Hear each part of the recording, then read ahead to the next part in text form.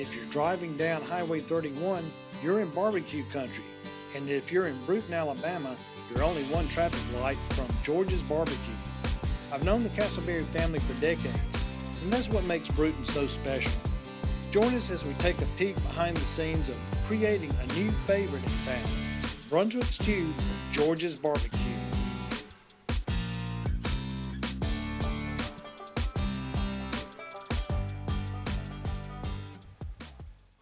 First time I met you was at T.R. Miller Mill Company. How old were you then? 16 years old. 16 years old. And I know your mom and dad, David and Doris, we go way back. I worked there at T.R. Miller too. So how do you make the transition from a family that's in the timber business to getting into George's BBQ? How does that story come about? That's a long story. Undoubtedly, I didn't listen to mom and dad. But no, it's something I've always wanted to do. I've enjoyed cooking.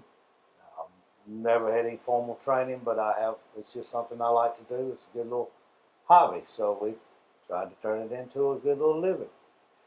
How did you get into the George's part of it? I know you were cooking before that. I was cooking. Shannon Brantley contacted me one day and wanted to know if I'd be interested in purchasing George's. So, what are some of the specialties that y'all have here? I mean, everybody in Brewton stopped by here at some point in time. So what are some of the specialties that y'all have? What we get most asked for is probably our brisket, our loaded pork potatoes, or loaded brisket potato, the Brunswick stew, which has been selling real well, and the hamburgers. I guess that's something I wanted you to do for us today is, I know you do a lot of barbecue, but the Brunswick stew is something that's brand new. It's probably something that's a little bit off the chart for what you do every day.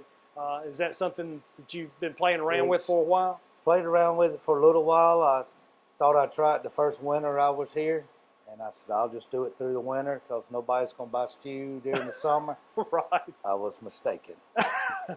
So it's been a big seller, probably one of my best sellers. Really? We'll sell about 1.5 gallons a day during the summertime. During the wintertime, it'll be 2-3 gallons a day. What's the secret to a good Brunswick stew? I mean, everybody has their own version of it, but for you, what's the secret to a good Brunswick stew? Let it sit there and cook a while. Let everything blend together.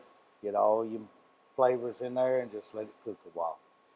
And everybody does have their own version of it. What are some of the ingredients that you're gonna show us that you're gonna have? Ours is pretty much a basic stew. It's got corn, lima beans, butter beans, ever what you want to call them. And then we've got pork, chicken, beef, sausage, and then the special ingredient is our sauce. And that's the secret part? Not going to get that today. Maybe tomorrow. But not today. Not today. Let's talk about the business that y'all have. I mean, everybody comes here that drive in. You've not been able to do a sit-down business for a while since we've had COVID-19, but how has that affected your business? At first it was okay because nobody could allow people in to sit down, but since the bigger restaurants have started, I'm a little smaller, I can only allow like 10 people in at a time, so I've decided to keep it as curbside. Right. And it has hurt just a little, but we've still got a good following, a good base customer crowd, and it's working out. You do some special things here too. Every now and then you can find a crawfish out front. Once during crawfish season, we get mudbug mafia up. They cook every 2 weeks, and that turned out real well. During holiday season, we might be having on to cook a little egg roll with some turkey and dressing in it. Really? Yeah, so try to cater and mix it up a little bit. Is that what you have to do in this business, is remain creative? You got to keep it different. People don't really like barbecue in the summertime, and then in the wintertime they won't. You can't get stagnant. You got to keep changing the menu around. What the dish that you had back during Christmas that everybody went crazy over? It came in a cup. Can you talk about that one? The pork Sunday? Yeah, I mean that was so unique. It's a pork plate in a cup. Start out with potato salad on the bottom. You put baked beans, pulled pork, barbecue sauce, coleslaw, more pork, barbecue sauce, potato salad, more barbecue sauce, and then a dill pickle spear. And I didn't see anybody really care for that at the Christmas time, did No, they didn't. Not at all. they? How big a seller was that for you for that event? It was a good seller. Good seller. That and the egg rolls were probably the biggest seller. Let's see, I haven't tried the egg rolls, so that's something that we'll go ahead and make a date for later on. Is we will be coming back and do egg rolls, right? That's right. We can do it. That's my homemade stuffing, and it's just smoked turkey breast, chopped up with my stuffing with a little bit of neck of sausage, wrapped up in an egg roll, deep fried with a orange cranberry sauce. You mentioned the sauce is available. That's kind of a trademark that you have here at George's. People come in. A lot of people come in and just buy the sauce. Is that correct? That's correct. Yes, sir.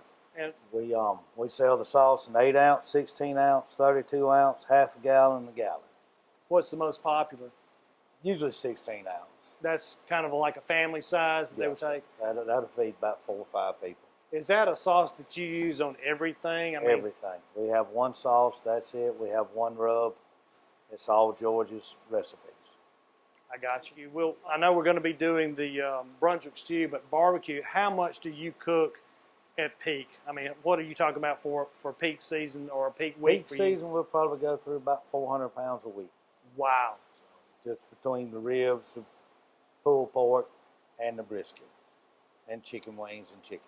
And you're saying the brisket is probably the most popular? Brisket's a big seller because not a lot of people do it. It's kind of a little niche. So What's the secret in a brisket? low and slow, and I'll tell you what I do to brisket: salt and pepper. And that's it. That's it. It's not a secret. You can go on any website and find it out. Salt and pepper, maybe a little garlic if you want spice it up. All right, we're going to follow you into your territory, which is the kitchen here at George's, and you're going to show us what? We're going to make Brunswick stew today. All right, let's We'll go show do you it. everything but the barbecue sauce. Jason, where do you start with a Brunswick stew? First of all, we start with about 8 tablespoons of butter. Have that already melted over here in the pan. And then we'll add about 2 cups of corn, 2 cups of lima beans, butter beans, depends on what part of the country you're from. And you put that in there. Now, are you using a canned product or are you using a frozen product? Frozen product. A there. frozen It's all- product. Yes, sir. It's all frozen. Does it matter? I mean, you're using a frozen product. Does it matter to you whether it's frozen or canned? It doesn't. I mean, it's like a typical stew or soup. It's not going to make a difference. I mean, fresh would be better, but it's, you can't get fresh year round. So That's right. you just have to find a good quality frozen product and stick with it. Gotcha. So, but after we add beans and the corn, and the simplest thing would do to be add just chicken stock. But I use a chicken base because it's just easier for me to get from the vendor. So this And you're just putting a couple of spoons or a spoon and a half, spoon and a half. a ladle spoon size. It amounts to, by the time I add the water, it'll amount to about 32 ounces of regular chicken broth you can buy in the store. Brunswick stew is not an exact science. I mean, nobody measures anything by a cup, do they? I don't measure anything. So, these are just all ballpark measurements there. Well, we're going to have a recipe for you, but it's going to be approximate. We'll put it that way. Everybody that I know that makes Brunswick stew is a family recipe. It's usually a secret recipe. That's usually a secret. And so the quantities are never exact. And mine's never exact. You come in tomorrow, this will be different. Yep, but But everybody. it just- And what's that one ingredient that's always going to be the same? The sauce. So, but, and you can cater it to ever how you like it. If you like more vegetables than meat, then put more vegetables in it. It's just ever how you and your family likes it. True. So, but once you get sauce in there, you get it going, cook your beans and your corn down, and we'll add the water, which you wouldn't have to add water if you use regular chicken broth from the store. So this is just to thin it up. This is just to constitute that base that I have there. I got you. So just a little bit of water. Like I said, this step's not necessary. But you stir that in, and generally you'll let it sit here until your beans and your corn cook. and then you can start adding your meat in. So what kind of heat are you putting this to? You're not bringing anything to a boil here. Is it just a simmer? A high simmer, low boil, somewhere around in there. I mean, you as much liquid as you got, you can cook it as hot as you want. I got you. So you're not worried about scorching anything at all? Not right now. Not once you put the broth in. Gotcha. I mean, but once you get it up to a boil, then, like I said earlier, you'll turn it down on low, and the longer you let it sit and simmer, then the better, the more you'll meld the flavors. I got you. But I always try to get up to boil pretty quick and try to speed the process along a little bit. I'm not cooking at home.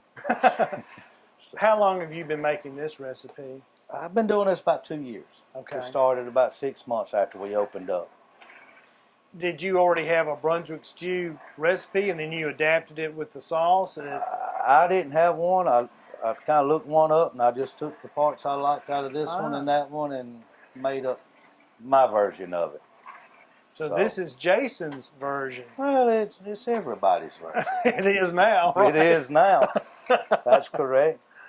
So, like I say, once you bring that up to you don't have to boil it. I mean, the longer you let it, I mean, the key is letting everything meld together. Now, what do we got going in here now, Jason? Right here we've got diced up chicken, pork, brisket, and sausage. So this is everything you would normally buy at George's Barbecue, and now I'm putting it in a bowl with some vegetables. So this is something you've already barbecued on your Yes, grill, sir. and now This has all been smoked. Put vegetables in it, that way I'm healthy. Not quite keto friendly, but.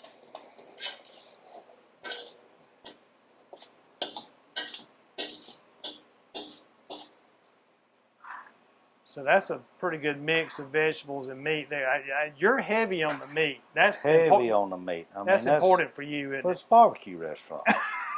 Everybody comes here for the meat. I mean, just give you the corn and the vegetables so you makes everybody happy. So what you're saying is there's no such thing here as a lettuce Brunswick stew? No, sir. You can't even spell lettuce.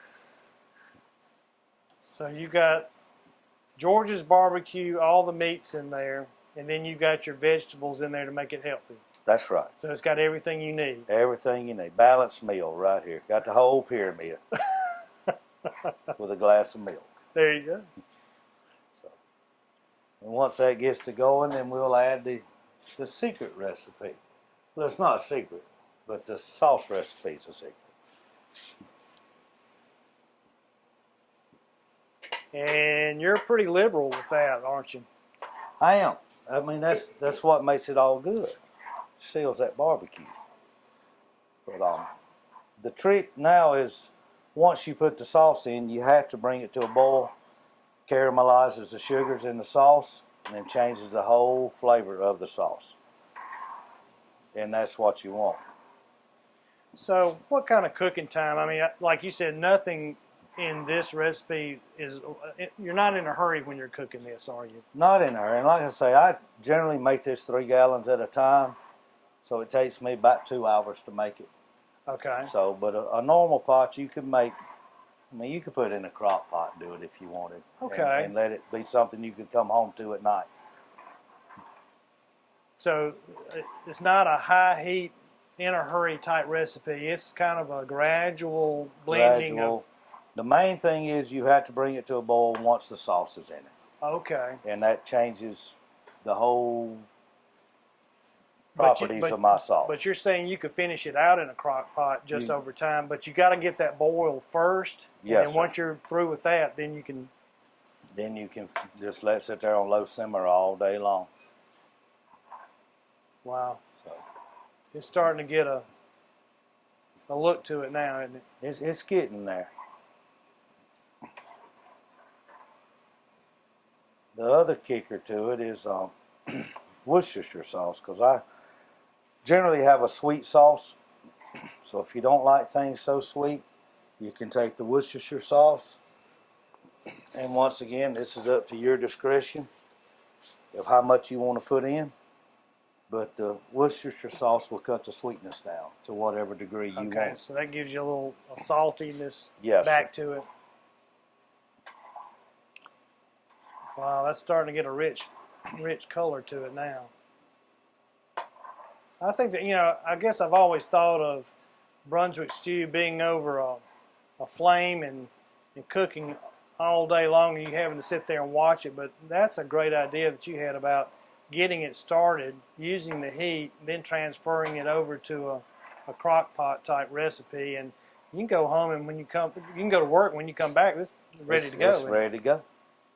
It's and it's a good healthy meal, hearty meal. Now, once you cook this and you've had a meal or so, what about putting this up? Can it be frozen? It can be frozen, taken back out, and just heat it up. It's very, it's once you've done all of this prep time, now you could store this away and have instant meals in the wintertime, couldn't you? Yes, exactly. Just easy. Take out, thaw, or take out, put in a pot, and heat up. Wow, that looks great. See, we didn't spend that long. Now, we've not let it come to a boil yet, but that'll take a little bit.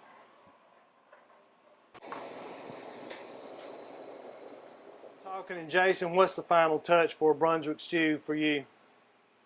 Put just a little bit of toast down there in the corner of it.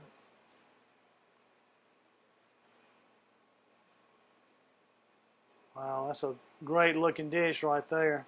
And so this is available at George's BBQ right here in Bruton, right? Yes, sir. 5 days a week, Tuesday through Saturday. Now, what are the different sizes these come in? Do you sell it, do people buy it by large quantities or you just sell it by the serving? Either way, it's available as a side on any of the plates that we offer, whether it's a pork sandwich plate, brisket sandwich plate, or just a regular meat plate. Or you can buy an 8 ounce, 16 ounce, 32 ounce, or a gallon. Wow, that's great. Man, that looks like the perfect dish for wintertime. Warm and comforting. Jason, is this a finished product? This is it. It's what you get every day at George's BBQ. This is great. Folks, stay tuned. Keep watching Bruton TV. We're going to have more of these recipes and other things happening in Bruton. Just keep watching right here on Bruton TV.